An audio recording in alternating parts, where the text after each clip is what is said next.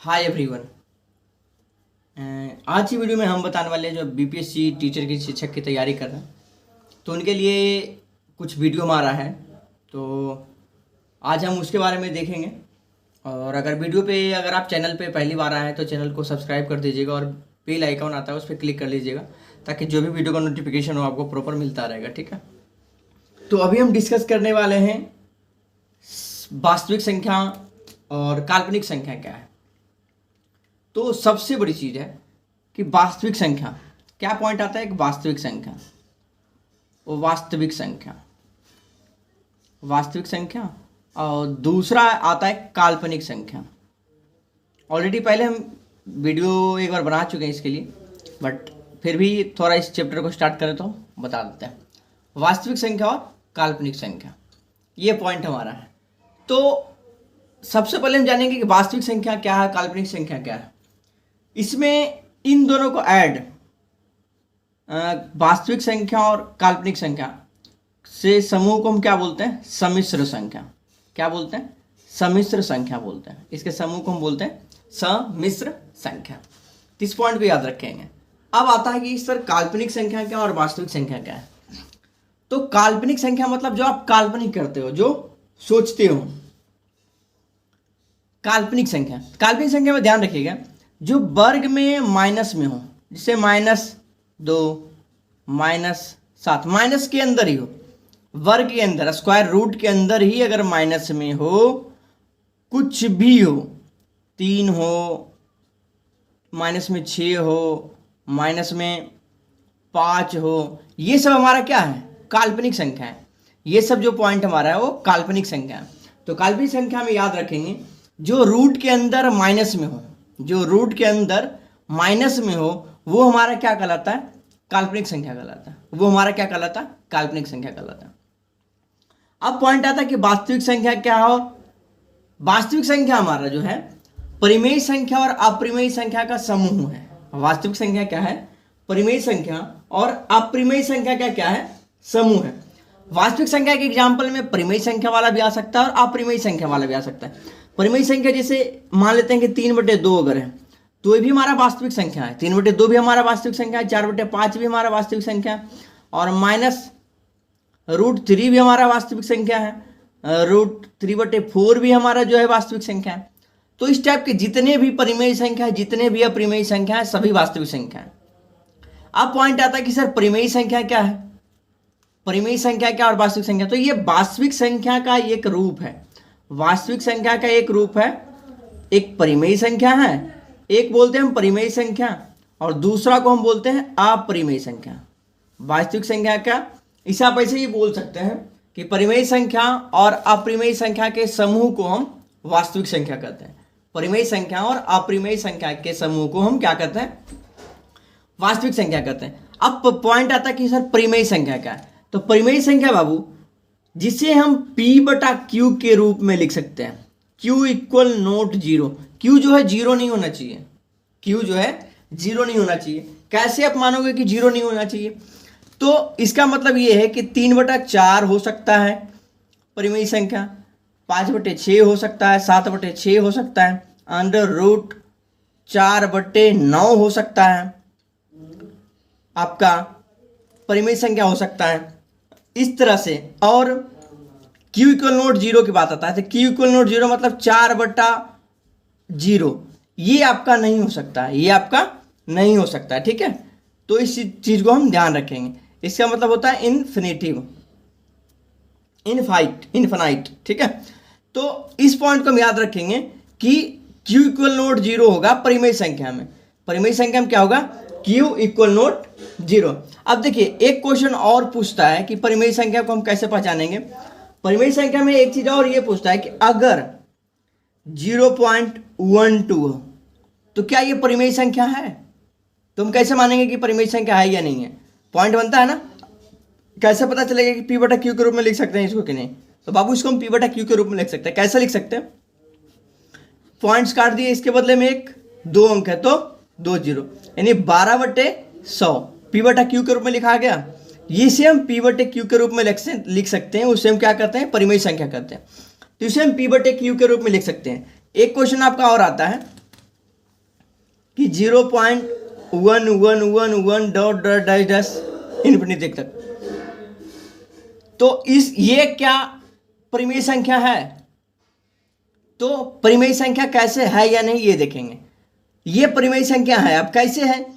तो 0.1111 है, तो 1 पे अगर रेकरिंग लगा देंगे, 1 पे अगर रेकरिंग लगा देंगे, इसका मतलब ये है कि एक ही चीज जो है बार बार रिपीट हो रहा है।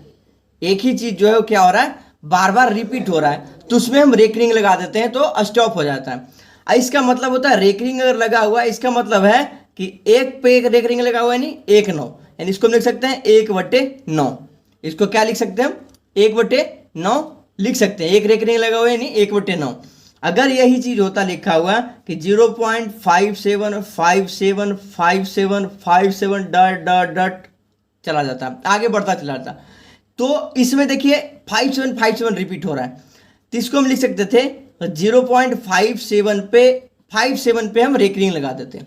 इसको हम लिख सकते हैं 99। रेकरिंग का मतलब है 99। हम 1 2 2 अंक है तो 2 × 9, 3 अंक रहेगा तो 3 × 9, 4 अंक रहेगा तो 4 × 9, ठीक है। तो इसको हम लिख सकते हैं 57/99। मतलब ये भी P/Q के रूप में है, ये भी क्या है? P/Q के रूप में है। तो इस तरह से हमारा क्या है? ये भी परिमेय संख्या है। अब इसी तरह में आता है एक क्वेश्चन और आपका देगा कि अगर आपको दिया हुआ है 0.397397, अब देखिए डॉट डॉट डॉट 397 रिपीट हो रहा है, तो इसको हम लिख सकते हैं 397 पे हम रेकरिंग लगाएंगे, 0.397 पे रेकरिंग लगाएंगे, 3 अंक है तो 3 × 9, तो 397/999। तो ये भी देखिए आपका क्या है? ये भी आपका P/Q के रूप में आ रहा है, मतलब ये भी एक परिमेय संख्या है। ये चीज हो गया देखिए कि परिमेय संख्या को हम पहचान पाएंगे कि परिमेय संख्या कैसे क्या है। अब आते हैं अपरिमेय संख्या के बारे में थोड़ा डिस्कस कर लेते हैं कि अपरिमेय संख्या क्या है। तो आइए हम देखते हैं अपरिमेय संख्या के बारे में। अब दूसरा पॉइंट है कि सर अपरिमेय संख्या क्या है। फिर अपरिमेय संख्या जिसे हम P/Q के रूप में नहीं लिख सकते हैं, जिसे हम क्या कर सकते हैं? P/Q के रूप में नहीं लिख सकते हैं।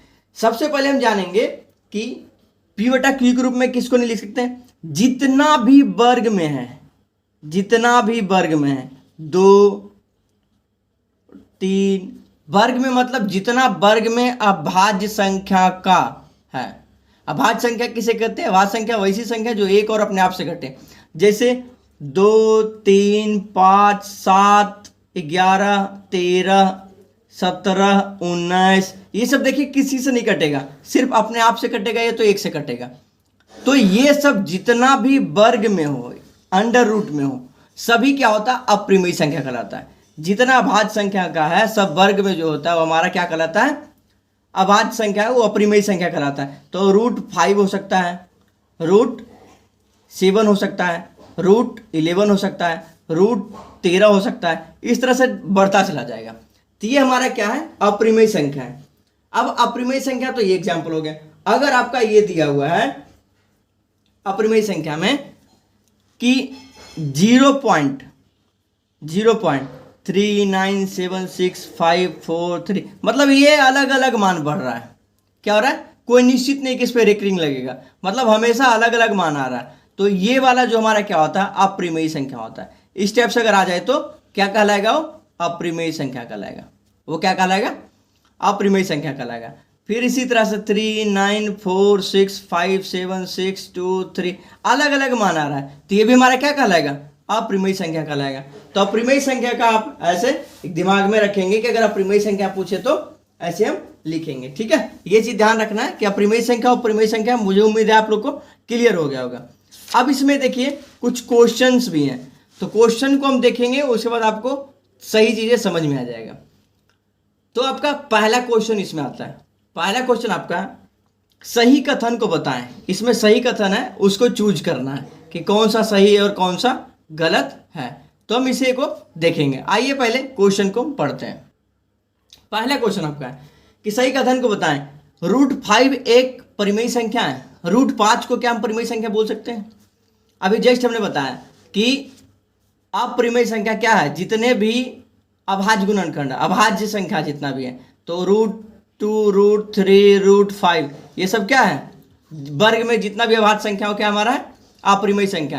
तो ये कथन देखिए गलत है, ये वाला कथन क्या है, गलत है। कह रहा है प्रत्येक वास्तविक संख्या एक अप्रिमेय संख्या होती है। प्रत्येक जो वास्तविक संख्या है क्या अप्रिमेय संख्या होती है? जितना वास्तविक संख्या सब अप्रिमेय संख्या हो गया? नहीं होगा, बल्कि परिमेय संख्या और अप्रिमेय संख्या का समूह ही तो वास्तविक संख्या है। बल्कि प्रत्येक वास्तविक संख्या, कह रहा है प्रत्येक वास्तविक संख्या, जितना भी वास्तविक संख्या सब अप्रिमेय संख्या है? नहीं, वास्तविक संख्या है परिमेय और अप्रिमेय का समूह है, मतलब दोनों का समूह है। तो कैसे होगा? ये कथन भी आपका क्या है, गलत है। अब आगे आते हैं, तीसरा पॉइंट कर रहा है प्रत्येक परिमेय संख्या एक वास्तविक संख्या होती है। प्रत्येक परिमेय संख्या एक वास्तविक संख्या हो सकती है? हाँ, प्रत्येक परिमेय संख्या, जितना भी परिमेय संख्या और अप्रिमेय संख्या का समूह ही तो वास्तविक संख्या है। तो जितना प्रत्येक परिमेय संख्या सब वास्तविक संख्या हो सकता है, जितना अप्रिमेय संख्या सब वास्तविक संख्या हो सकता है। तो आपका प्रत्येक परिमेय संख्या एक वास्तविक संख्या है, ये वाला कॉलम आपका सही है। तो कथन कौन सा सही है? सी सही है। अब चौथा पॉइंट में कैसे गलत है, तो इसको देखिए, √16/225 है, √16/225, तो 4 का स्क्वायर इसको लिख सकते हैं, 4 का स्क्वायर, और ये 15 का देखिए वर्ग है, तो 15 का स्क्वायर लिख सकते हैं। तो 4 का स्क्वायर, ये रूट कट जाएगा, इससे रूट से स्क्वायर रूट कट जाएगा, तो 4/15 हो जाएगा। 4/15, ये तो देखिए 4/15 क्या है, परिमेय संख्या है, P/Q के रूप में आ रहा है, मतलब ये भी कथन गलत है। तो सी वाला ऑप्शन आपका क्या है, सही है। चलिए क्वेश्चन नंबर देखते हैं, दूसरा क्वेश्चन कर रहा है सबसे छोटी धनात्मक धनपूर्ण पूर्णांक संख्या, सबसे छोटी धन पूर्णांक संख्या क्या है? तो सबसे छोटी धन पूर्णांक संख्या अगर पूछे तो 1 होता है। क्या होता है? सबसे छोटी धन पूर्णांक संख्या अगर पूछे तो क्या होगा, 1 होगा। ठीक है, चलिए अगला क्वेश्चन को देखते हैं।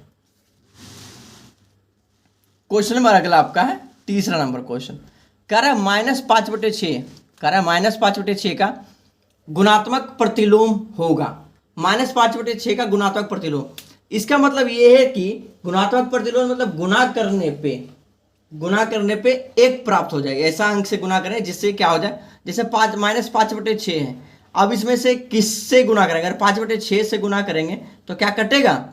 नहीं कटेगा, कटेगा ही नहीं। -6/5 से अगर करें तो -6/5 से अगर करें तो हाँ देखिए 6 से 6 कट गया, और 5 से 5 कट गया, ऊपर एक -1 गुना -1 बराबर क्या हो जाएगा, +1। मतलब ये वाला क्या सही है, 2 वाला क्या ऑप्शन सही है।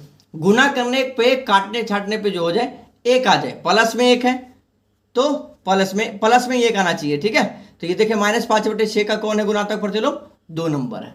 अब देखते हैं अगला क्वेश्चन नंबर 4 नंबर, इसमें अप्रिमेय संख्या होगी। कारण इसमें अप्रिमेय संख्या कौन सा है? अप्रिमेय संख्या ये देखिए P/Q के रूप में 6 × 36, 9 × 36 और 16 × 64, 9/16, ये P/Q के रूप में। तो ये तो खैर हो ही नहीं सकता, अप्रिमेय संख्या में पूछ रहा है, परिमेय संख्या नहीं पूछ रहा है। ठीक है, परिमेय संख्या पूछेगा तब ये वाला होता, तो अप्रिमेय संख्या है, तो ये कह रहा है -9/√49, तो -9, तो -9/7, ये भी एक परिमेय संख्या है, ये अप्रिमेय संख्या नहीं है, तो ये वाला भी कॉलम नहीं होगा।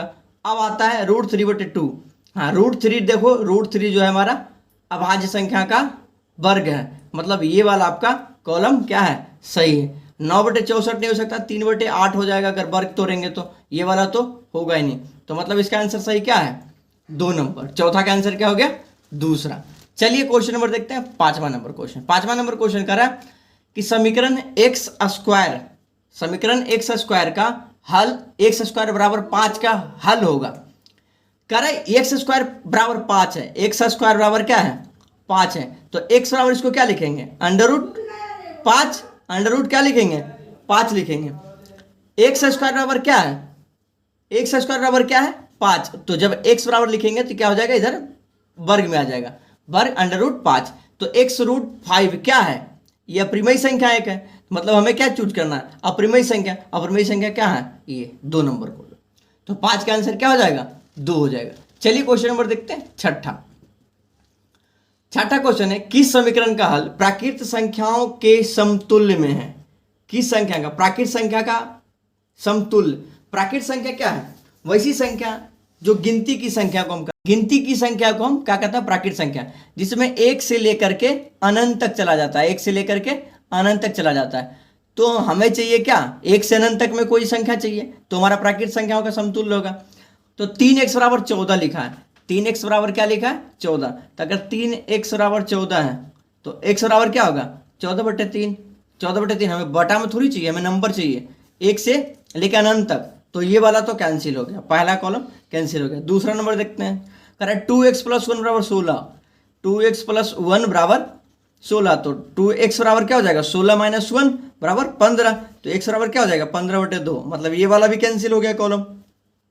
अब तीसरा है x/7 बराबर 35।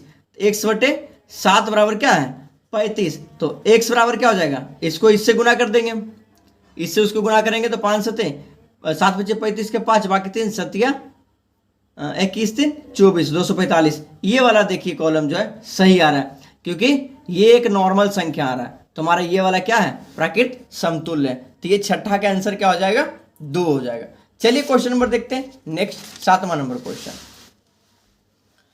अब आते हैं 7वां नंबर क्वेश्चन में, कह रहा है कि किसका हल अप्रिमेय संख्याओं के समुच्चय में होगा। किसका हल जो है अप्रिमेय संख्याओं के समुच्चय में होगा। तो आइए हम इसको देखते हैं। कह रहा है अगर इसको हम करते हैं तो आपका आ जाएगा 0, तो x² बराबर 3। कह रहा है किसका हल अप्रिमेय संख्याओं के समुच्चय, मतलब अप्रिमेय संख्या चाहिए, अप्रिमेय संख्या चाहिए। अगर आप इसको करोगे तो ये वाला कॉलम नहीं होगा। x² बराबर, हाँ देखो ये वाला हो जाएगा, x² बराबर क्या है 3, तो x बराबर क्या हो जाएगा √3। ये क्या है अभाज्य संख्या का वर्ग है, मतलब ये वाला कॉलम क्या है सही है। 7 का आंसर हो जाएगा बी, 7 का आंसर हो जाएगा बी, यानी दूसरा नंबर। चलिए 8वां नंबर क्वेश्चन को हम देख लेते हैं। 8वां नंबर क्वेश्चन है कि धन पूर्णांक 6x + 5 के ठीक पहले आने वाला धनात्मक पूर्णांक क्या होगा। ठीक पहले तो -1 कर दो, तो 6 में से 5 में 6x + 5 में से एक घटक कम करेंगे तो क्या हो जाएगा 4, 5 में से एक घटेगा तो 4। तो इसका आंसर क्या हो जाएगा 8 का बी हो जाएगा, 8 का दूसरा हो जाएगा। 9वां क्वेश्चन नंबर है, निम्न में से कौन अप्रिमेय संख्या नहीं है। कर अप्रिमेय संख्या नहीं है, मतलब अप्रिमेय संख्या नहीं है, परिमेय संख्या है वो, ठीक है। तो पाई तो हम जानते हैं कि पाई का मान भले 22/7 होता है, बट ये क्या होता है अप्रिमेय संख्या, तो ये वाला तो नहीं होगा। √3 भी अप्रिमेय संख्या, ये भी नहीं होगा। √2 भी अप्रिमेय संख्या। √49 का वर्ग किसका है 7 का स्क्वायर है, मतलब 7/1 इसको लिख सकते हैं हम। तो हमारा क्या है आंसर 9 नंबर का 4 हो जाएगा। चलिए क्वेश्चन नंबर देखते हैं, 10 नंबर क्वेश्चन। कारण निम्न में से कौन पूर्णांकों के लिए नियम नहीं है। पूर्णांकों के लिए नियम जो है नहीं हो। अगर a - b एक पूर्णांक है, मान लेते हैं a - b जो है एक पूर्णांक है, निम्न में से कौन पूर्णांक के लिए नियम नहीं है। और कह रहा है a + b अगर एक पूर्णांक है तो 5 में से अगर हम मान लेते हैं 5 और 4 है तो हमारा क्या हो जाएगा 1 हो जाएगा। a + b और b + a बराबर हो सकता है, a + b बराबर b + a। अगर 5 + 4 करें अब बराबर 4 + 5 करें तो बराबर 9 बराबर 9 ही होगा, ठीक है। अब कह रहा है a - b अगर इसी को हम a को माने 5 - 4 और 4 - 5 करें तो ये हो जाएगा 1 और ये हो जाएगा -1, मतलब ये वाला सही कथन है। पूर्णांक के नियम नहीं, ये वाला सी वाला जो है आंसर सटीक होगा। उम्मीद है आपको क्वेश्चन समझ में आया होगा। अगर वीडियो समझ में आया होगा तो प्लीज़ शेयर कर दीजिएगा और सब्सक्राइब कर दीजिएगा चैनल को। मिलेंगे फिर नेक्स्ट वीडियो में, आज के फिलहाल थैंक यू।